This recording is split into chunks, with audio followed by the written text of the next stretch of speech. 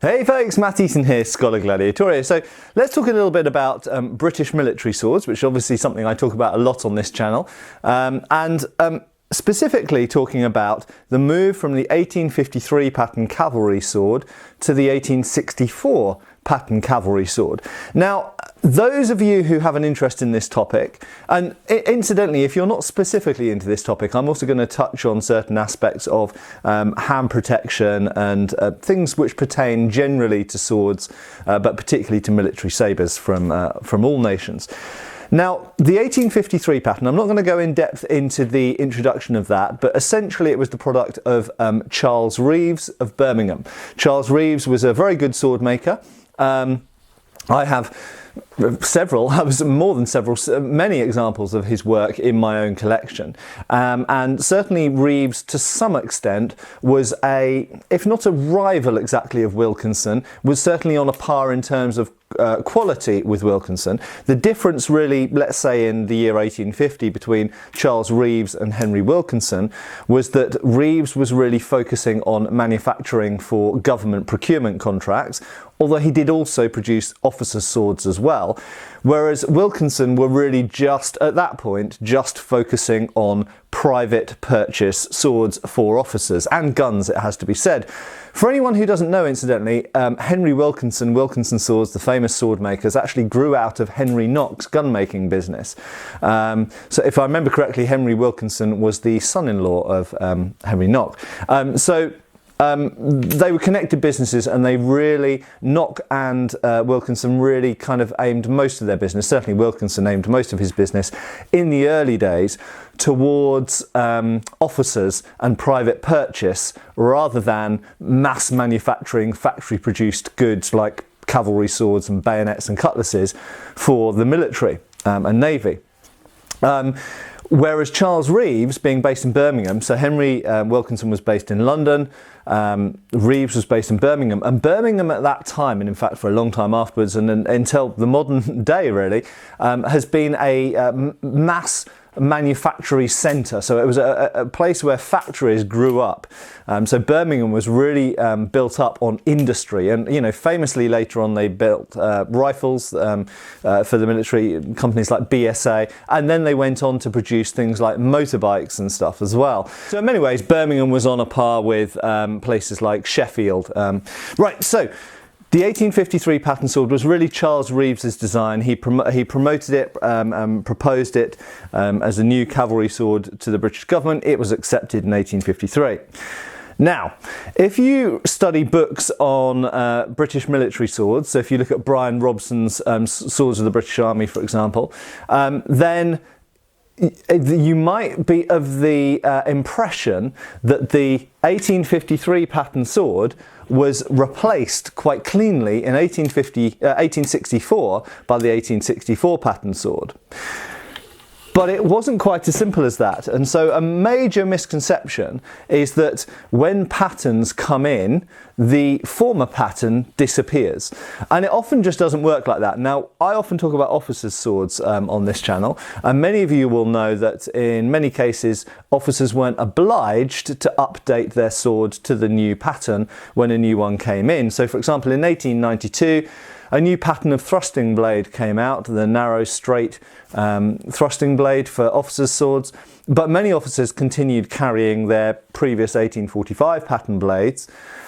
And indeed, when the new hilt came in 1895, because that's more of a visible difference on the sword, many officers upgraded their 1845 pattern swords to the new 1895 pattern hilt, but many kept the 1845 style cut and thrust sabre blade instead of improving, or rather replacing, the whole sword to the new 1892 pattern blade with 1895 pattern hilt, which is commonly known as the 1895 pattern sword. It gets confusing.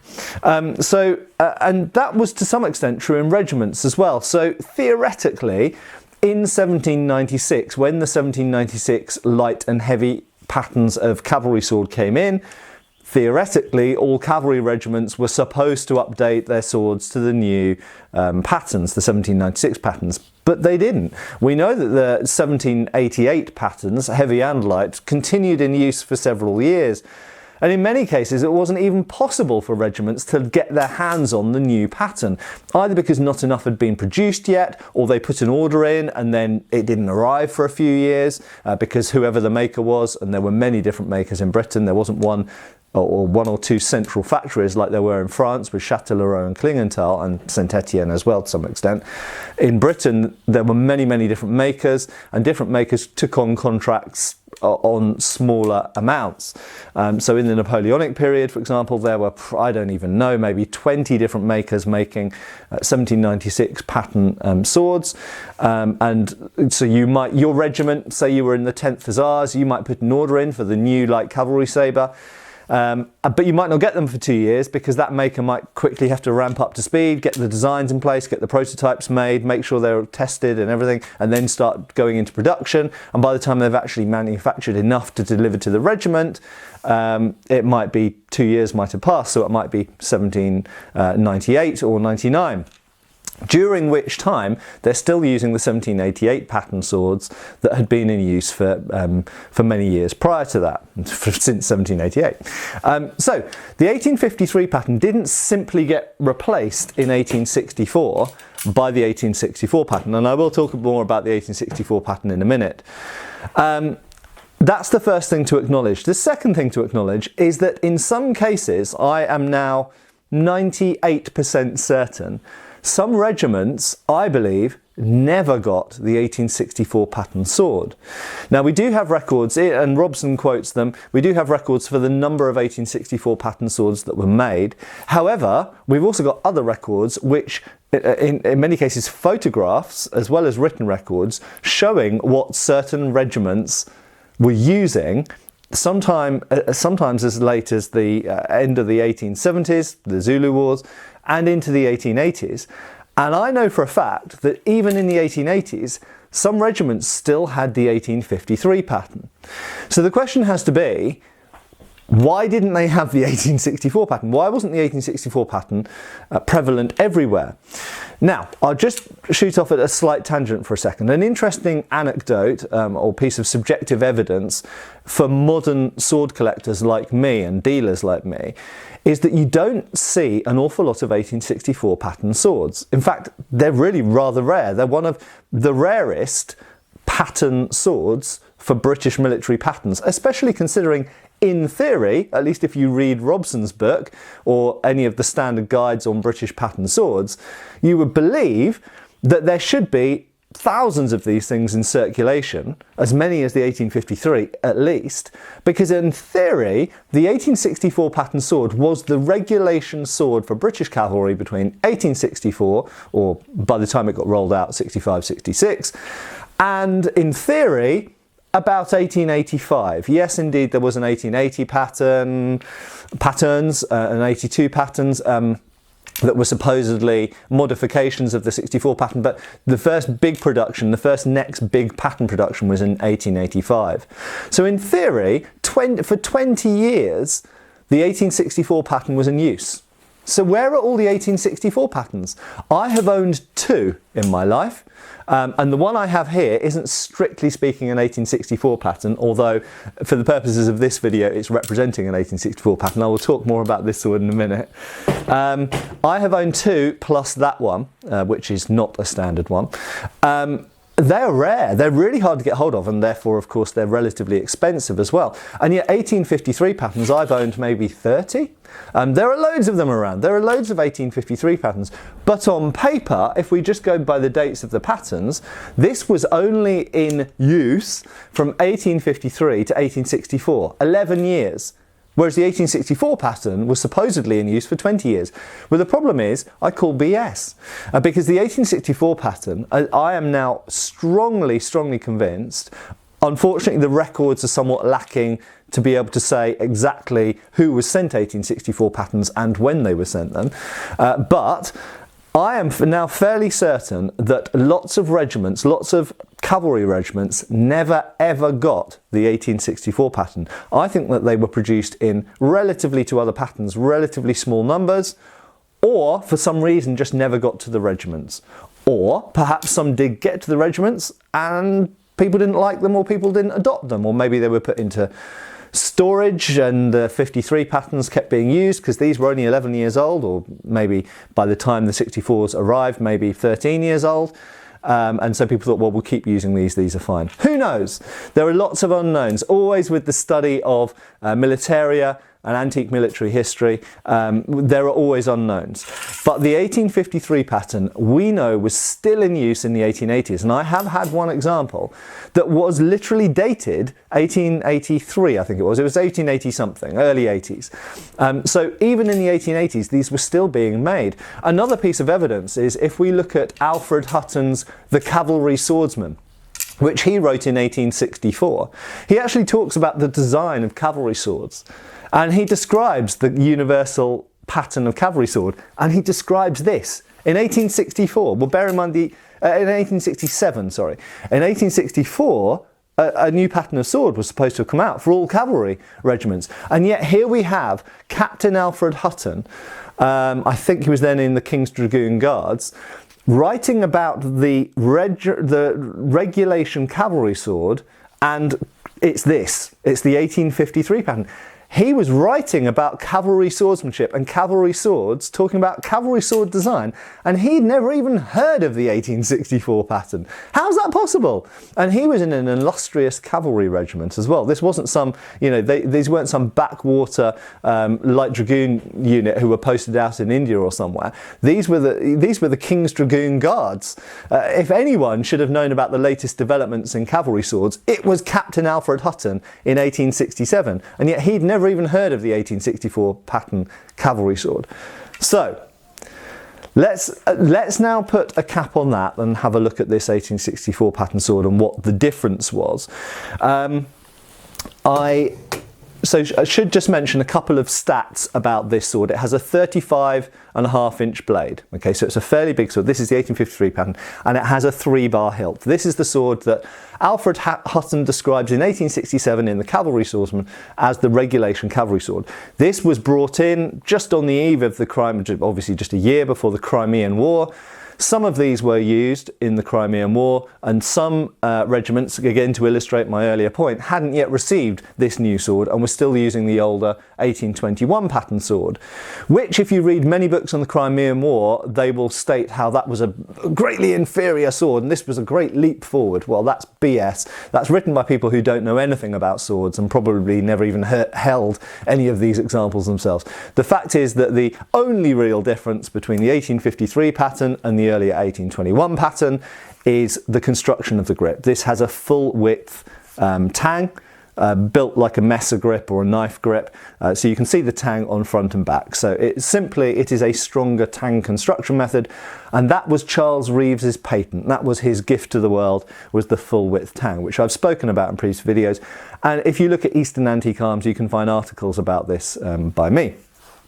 The 1821 pattern sword is not a bad sword. It's the same size as this. It's a 35.5-inch blade. It's the same width of this. It's a similar curvature to this.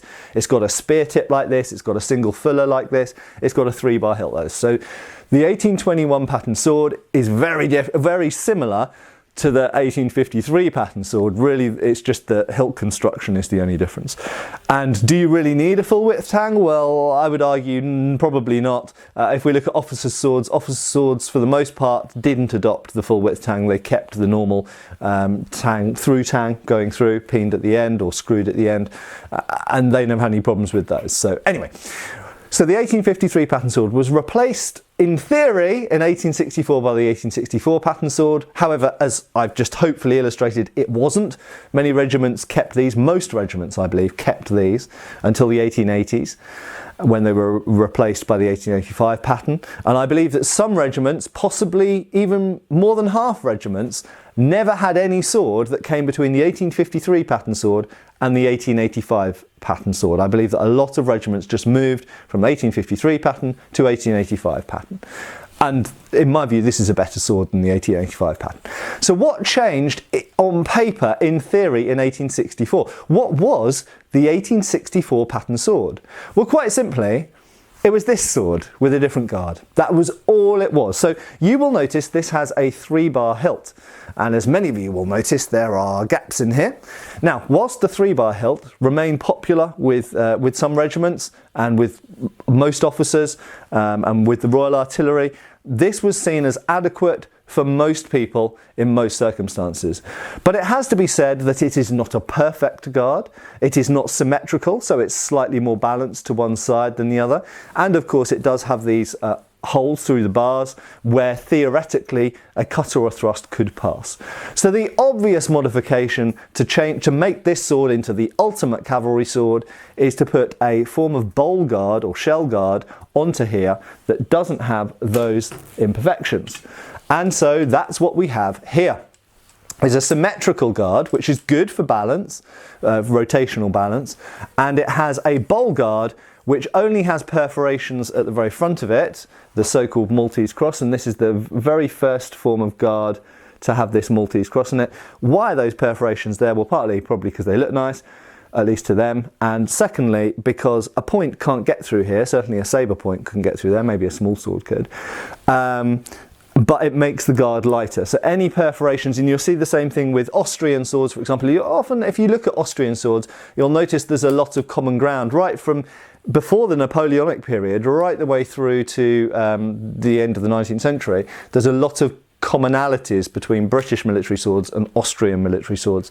There seem to have been some close, that's a topic for another video, but some close relationships there. So this model of guard, bowl guard here, and one just minor detail is the 1864 guard has these sword knot option up here instead of the normal sword knot option there, which it also has. It gives you an option to have the sword knot attached at the back of the wrist rather than at the bottom of the wrist. So the 1864, in theory, is basically just an improved guard on the 1853. The blade is the same, the hilt construction is the same, blah, blah, blah. Now, this, I said this isn't really an 1864 pattern sword. This isn't. And that's because this is a private purchase one. Now, I've never seen another one like this ever. I searched, I tried to find a comparison for this sword and online, and looking in auction catalogues, and I found this sword. So I found what I thought was another example of this sword, and it was just this sword that had been sold previously in auction prior to the time that I bought it in auction. So this happens with antiques. If you're an antique dealer or an antique collector, sometimes you see literally the same sword come around a few times. Maybe you sell it and then a few years later you see someone else selling it, or maybe you see it in auction or whatever. This happens. And I've actually, currently I own one sword in my collection now, which I had previously owned and sold, regretted selling, and then bought back from the person I sold it to in due course. So that happens. There are only a finite number of antiques in the world at the end of the day. So this is pretty much the regulation guard as we find on the 1864 pattern, but you'll notice it has one difference. It has these incised lines around the edging, so both around the perforations and around the edge around here. That points to it being an officer's weapon. The other thing which points to it being an officer's weapon is this here, is the etched panel, which gives you Milan and Man of George Street in Edinburgh. So this was presumably ordered as a private purchase by a Scottish cavalry officer. And finally, there is one other big difference, the construction of the grip. Now I'll just grab the 1853 grip for a second. So the normal 1864 has a grip constructed in the same method as the 1853 here. In other words, the hilt is leather. So it's leather slabs riveted by 5 rivets onto the full width tang. And those leather slabs are built up by layers of leather, a bit like a pyramid, stacked on top of each other in lines. And then over the top is a kind of final roll outer layer of leather. I know that because I've seen these that have deconstructed with age. So the typical 1864 pattern has the same construction grip as this 1853. This one you can see doesn't. It actually has grips. It's still got the full width tang, you can see front and back, but it has grips made of horn and it has more rivet holes in it than the typical non-officers, the troopers version. the rank and file version. So this is essentially, essentially it is an officer's private purchase version of the 1864. That opens all sorts of questions, because I've just explained to you that most cavalry regiments retained this 1853, and most cavalry officers, I'll just grab most cavalry officers just simply had a more fancy version with the old hilt construction style, so with a through tang instead of a full width tang and a back strap. So this is an officer's version, and you can see that obviously if your troopers, if your men have this 3-bar hilt and you have the officer's version, you look kind of similar to each other, don't you? So if most of the troopers retained the 1853 pattern, then finding an officer's version of an 1864 is quite unusual. So presumably, whichever regiment this officer ordered this sword from, number one, his regiment had received the 1864 pattern swords, or possibly they still had the 1853 pattern swords, but he knew about the new 1864 pattern and he wanted one of the newer, more protective designs. And finally, he elected, through his own decision, to have a sword which was more similar to the trooper's sword rather than looking like the typical officer's sword, which is quite a big leap in a way, because most officers were about almost distinguishing themselves from the men in terms of their uniform, the quality of all the fittings, the quality of the sword, the decoration of the sword, you know, the fact that officers' swords have shagreen grips and this incised line decoration. So whilst this is officerized, from a distance it will probably look like a trooper's weapon, which is an interesting thing. And as I say, this isn't the standard 1864 pattern. 1864 pattern, but it is of 1864 size, so it still has a 55.5-inch blade. It's still got the same, fundamentally the same design hilt, but just with a bit of added decoration on, and it's still got the full width tang, but the grip scales, instead of being made of leather, in this case are made of horn and riveted more times than the typical 1864. How does this feel in the hand? Feels absolutely lovely. It's got amazing hand protection, very, very strong. Nothing to criticise about that hand protection for a sabre, really. The only way it could be improved is making it into a full basket hilt, with all of the disadvantages that a full basket hilt has in terms of wearing and versatility of grip and weight and things like that. So it's a lovely, lovely sword. I'm very lucky to have it. I actually missed it. I saw it in the first auction it was in many, many years ago, or I was outbid or whatever, and then it came up in another auction. I managed to get it that time. So I'm very happy to have it in my collection. It will feature in my book when I eventually get around to making it. And there we go. That fundamentally is the difference between the 1864 and the 1853 pattern. It's purely the guard, okay? Purely the protectiveness of the guard. The rest of the construction of the 53 and the 64 are the same. But the most important fact that I would like to lay down in print or in video print is the fact that I strongly believe that the 1864 pattern was never really rolled out to most regiments, or perhaps not in enough numbers. And we just don't see many of them today. So it is my strongly held belief, based on written evidence, photographic evidence, and the number of antiques surviving, and dated examples of the 1853 pattern with 1880s and 70s dates on them. It is my belief that the 1853 pattern remained the standard British cavalry trooper's sword until the 1880s. And some people will disagree with that, but I'd like to see their evidence to suggest that the 1864 pattern made it to many regiments. And I'm always happy to be corrected. Anyway, I hope this has been interesting to some of you. I know it's very specific and deep drilling into a minutiae of detail for British military swords, but hopefully it's interesting to some more of you as well anyway, or gets you interested in this topic. The two main books, if you want to learn more about British military swords, are Brian Robson's Swords of the British Army, and Richard Deller's book, which I believe is called The British Cavalry Sword. But in any case, I will link both of these on Amazon below here. And thanks for watching. Give us a like and please subscribe if you haven't done already, and click that notification bell if you want to see more videos like this one. See you really soon. Cheers, folks. Thanks for watching. We've got extra videos on Patreon. Please give our Facebook a like and subscribe if you haven't already. Cheers, folks.